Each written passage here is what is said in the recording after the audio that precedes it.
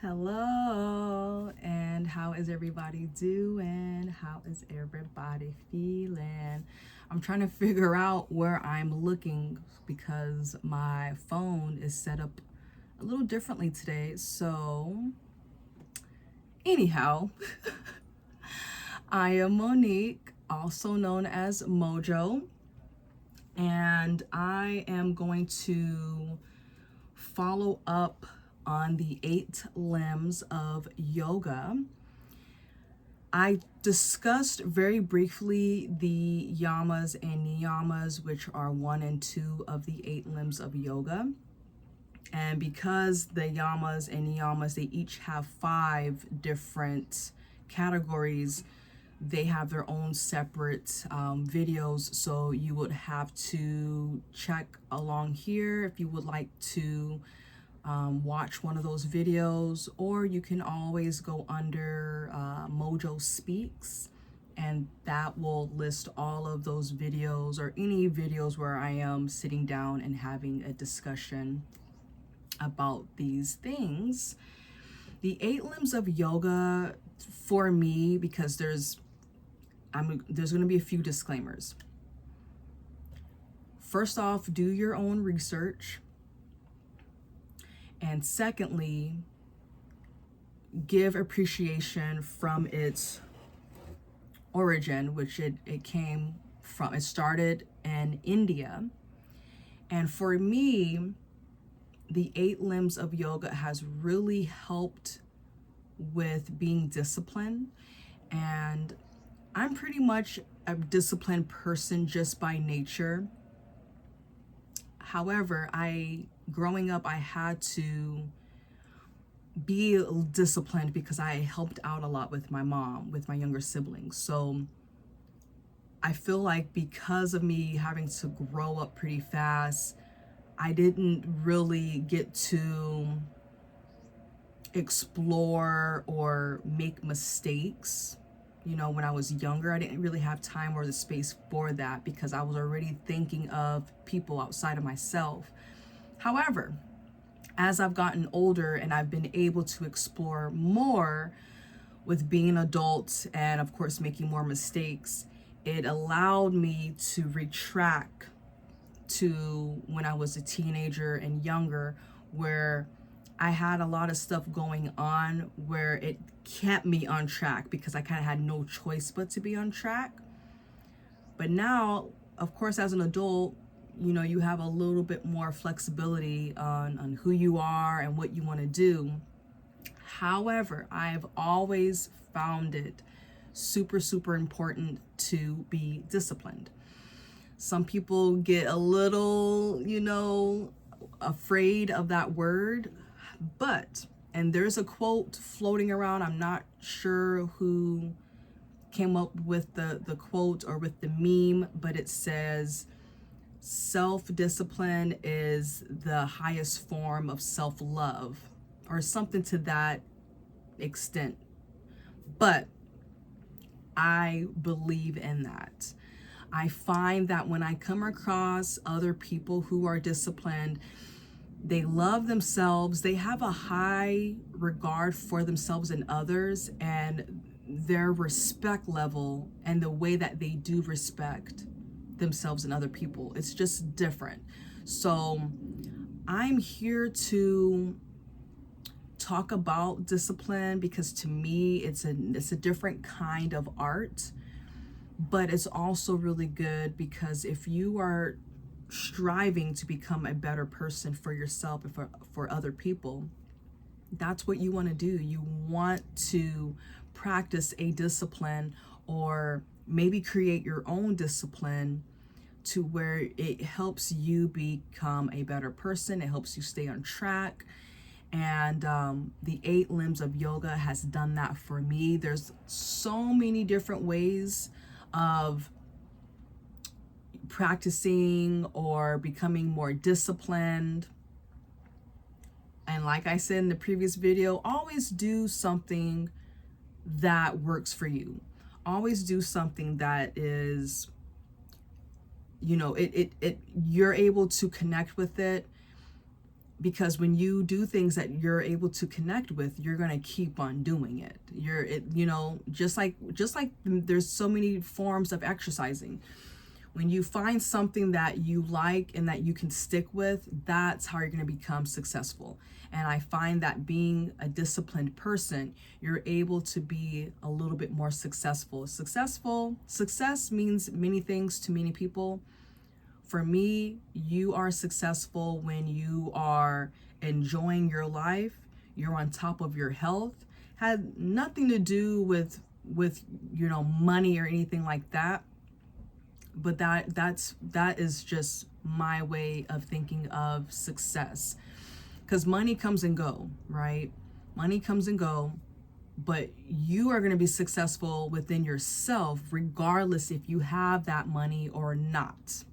Okay, so to me, that's what true success is. So I'm not going to go over the yamas and niyamas because they do already have their own separate video, and there's a total of 10 between the two. So like I said, you can check out the previous videos. The third limb of the 8 limbs of yoga is asana, or also known as posture. This is highly accepted in the modern world because a lot of us who are familiar with yoga, we are more familiar with the physical aspect, which is the asana/posture practice. Now, asana can mean many things. From my knowledge, from what I've researched, it's postures, but it also means sitting. You're just sitting still. And I came across this on an article, and it was saying how asana is about purifying the body. So when I talked about the yamas and the niyamas, that is a discipline where you're practicing your morals and values within yourself, and then the morals and values when you're being in your external world. So you have your internal world and you have the external world.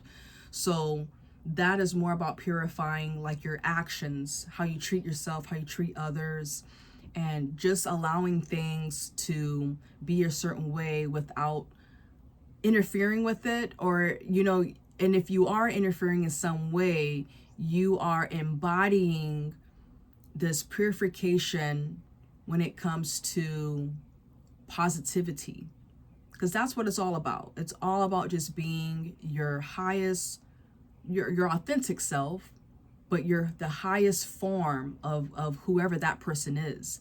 That's going to look different to everybody. The asana is the third limb of the 8 limbs of yoga. And for me, I try to tie that in the outer world, right? And when I do this, some people might laugh at it. I don't care. But I do this if I'm in line, waiting in line, or I've done this even at music festivals or concerts. I'll get up and I will stretch. I'll do a few practices, asana practices. I'll do some postures when I'm sitting down and just being still, finding stillness within myself. And I don't just do that here or with my clients online. I also do this out in the world.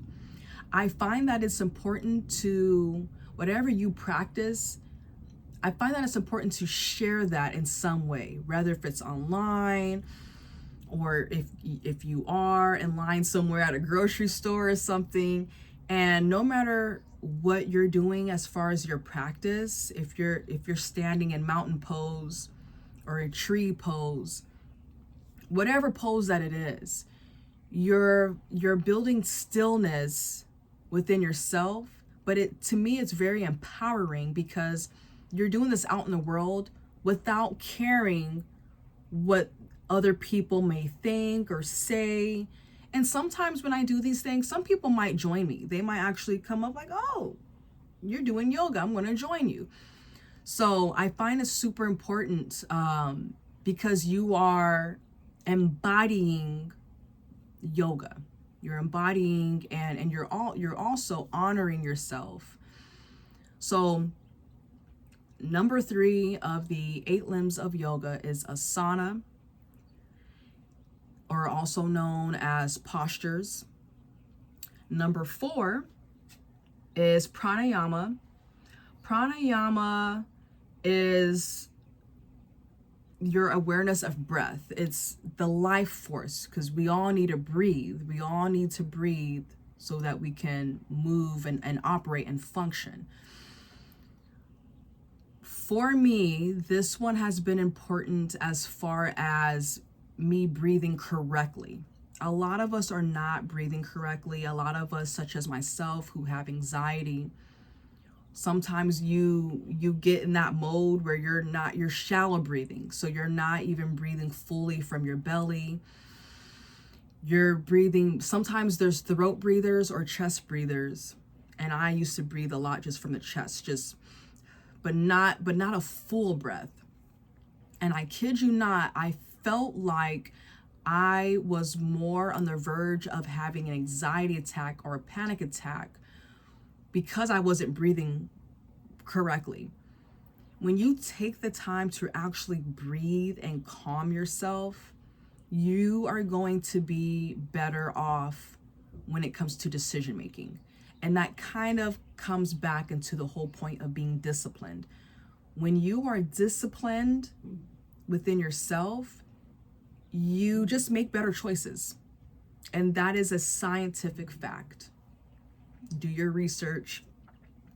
I've learned this not just from doing research and not just because I have my master's in psychology, but I've learned this by embodying that.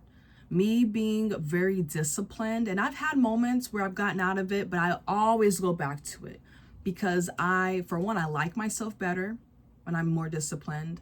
I do make better decisions, and I'm able to function in a way that is more productive and more proactive versus not being disciplined and just doing whatever, you know what I mean? So, and I'm not saying it's not okay to do those things. You can do whatever you want. I find that it's not okay if you have fallen off, which sometimes it happens. You fall off of whatever discipline you are, whatever you're doing, and you have a hard time getting back. You have to ask yourself, why is it hard for me to get back to whatever discipline I'm practicing? And what are other ways that can help benefit me getting back to that point? And sometimes we have to take a step back. I know once I moved out here, I had to step back a little bit because there was so much stuff going on, and I just needed to sort out my life. I needed to sort off my business and which direction I wanted to go with that. So I took a step back, but because I was able to take a little bit of a break, and when I mean by break, I don't necessarily mean I wasn't practicing any of these things, because I was. However, when I got back into it a bit more, it made me appreciate it even more, because I took a small break, reevaluate things, and see how I can do things differently. And the pranayama limb of the 8 limbs of yoga, it really helped me get back into my breathing exercises. And just like with the asana practice, let's say, for example, you're out and about, because this is not just something you practice at home. You can do this anywhere. But I will even do breathing exercises when I'm out and about. If I'm going on a walk, if I'm taking my dog on a walk, if I am going for a drive with somebody, or just out and about. If I'm even outside and I am meditating and I'm sun gazing, I'm going to incorporate breathing exercises. And there are many different types of breathing exercises, or pranayama, and you can search for them. I do suggest just being careful, especially if you have asthma, or something with your heart, you just want to be careful. You want to be mindful of these certain exercises, but pranayama is for everyone. You just have to pick the appropriate one or ones that you would like to practice. But it's so funny because you can't really choose a favorite. It's always going to change, So I know with me, the pranayama, because it's something that I needed to work on a lot when it comes to me breathing and just decreasing the stress, decreasing the anxiety, and just breathing. I usually go back to that one a lot. And Pratyahara is also one that has helped me a lot. And Pratyahara is when you are withdrawing your senses from the external world. This one has helped me a lot, especially if you're one of those, such as myself, who deal with ADHD. So I was diagnosed in my 20s with mild adult ADHD. And this was while I was in college. I didn't have any of these symptoms growing up. These symptoms were triggered over time as an adult because there were a lot of environmental factors that had contributed to that. However, me practicing the Pratyahara has really helped. I didn't quite do this way back in the day. There were other things that I distracted myself with, such as working out and reading. And the funny thing about that is there are some people with ADHD who absolutely cannot read. Me, I find reading super relaxing.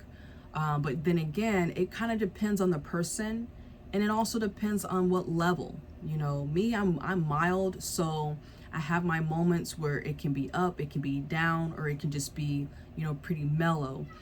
But if I would have known this from that time when I was in school, it would have been easier to deal with certain stressors that I was dealing with, such as working at a particular job, which there are videos about that. That video is, I believe that's the one where you're dealing with narcissists. It's a video from like a year or two ago. Anyhow, I've made little notes here about Pratyahara. So you are withdrawing from your senses. So let's say you're sitting down, let's say you're meditating, or maybe you're not meditating. Maybe you're focusing on one thing, or you should be focusing on one thing. And it takes practice. Everything that I'm discussing, it takes practice. That's the whole point of being disciplined. You're putting your practice into place, right? So let's say you're sitting down, you're withdrawing from the noises. You're withdrawing from what you're seeing. You're withdrawing from taste. So all of your senses, you can acknowledge them. You can acknowledge like, oh, okay, I hear someone cutting grass across the street. But then you just get out of it. You don't focus too much on it. So it's really about bringing the focus back in. I also really like this limb of the 8 limbs of yoga because I get stimulated very, very easily. So, you dealing with mild adult ADHD, or you are a highly sensitive person, which I'm also a highly sensitive person, super empath. So there's times where there's all these factors coming in, all the stimulation, all of it. For some people, it may not even bother them at all. But for someone else, such as myself, we take that in, and it can take a lot for us to unwind. So practicing Pratyahara really helps with learning that we have all these external factors outside of our inner world. We have them, they're all over the place. But it's a really good practice to just bring it back in. Because a lot of us, we get distracted easily. We have all these different things going on. There's all these different distractions, and we just have to withdraw from all of those things. And I like to think of it as withdrawing yourself from anything that's not serving you at the moment. And I do bring this up a lot in my yoga one-on-one sessions. And I'd say anything that's not aligning with you at the moment, anything that is not helping or resonating with you right now, let that go. Let it go. Bring yourself back in. So I really find that it's super important to do that. And then you become a master of the stimulations instead of the stimulations becoming a master over you. So I really was trying to keep this video short. All my videos, I'm always trying to keep short, but I wanted to come in and share those limbs. There's still about 3 of them. 1, 2, 3. Yeah, there's still 3 that I'm going to discuss also. That will be in the next video. So hopefully this video isn't too long. And if you watched it up to this point, thank you so much. And if you would like a free consultation about yoga or any other services that I offer, personal training, Reiki, or yoga and Ayurveda, if you have any questions or you would like a free 30-minute consultation about it, please visit my website, www.gettingmymojoback.com, or you can contact me at yogawithmojo@gmail.com. Thank you so much for watching. Bye.